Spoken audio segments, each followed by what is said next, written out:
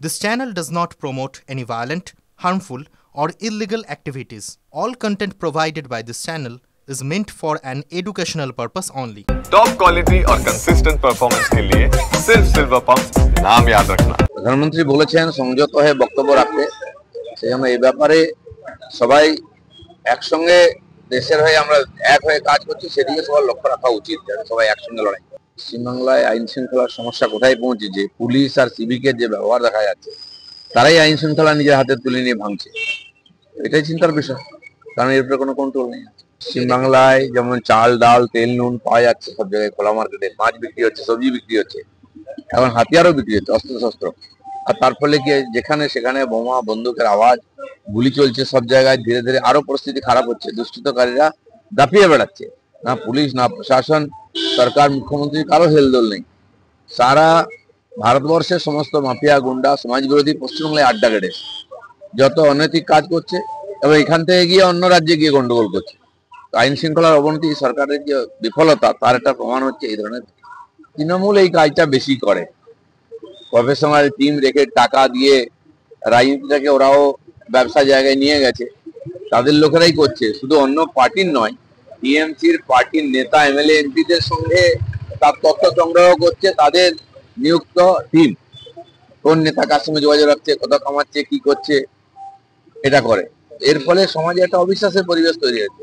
বহু সংস্থা, বহু লোক সার্ভের নাম করে বিভিন্ন কাজ করে বেড়াচ্ছে, কতটা নৈতিক, কতটা ঠিকঠাক এই যে তথ্য সংগ্রহ হচ্ছে, কি কাজে লাগছে, এটা সরকারের খুঁজে দেখা উচিত। বিশেষ করে সাইবার ডিপার্টমেন্টের এই ধরনের কে রাজনীতি করছে, কে ব্যবসা করছে, কি করছে সাধারণ মানুষ বুঝতে পারছে না।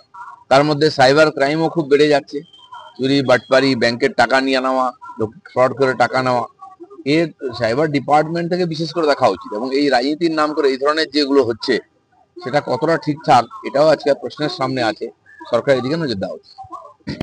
দলের একাংশ উন্নয়নের অভিযোগ, বড় বড় পদ নিয়ে বসে থাকা মুর্শিদাবাদের নেতারা দিনে তৃণমূল করেন আর রাতে শুভেন্দুর বাড়িতে ভেট পাঠান।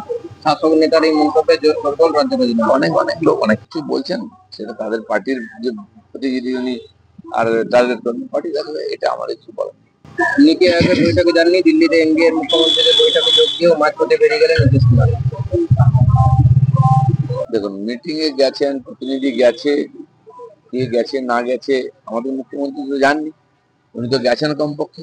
আর যে বিষয়ে আলোচনা হয় তার জন্য যোগ্য লোক ওখানে থাকে, তারা বিষয়টা জানকারি দেয় আর জানকারি নেয়।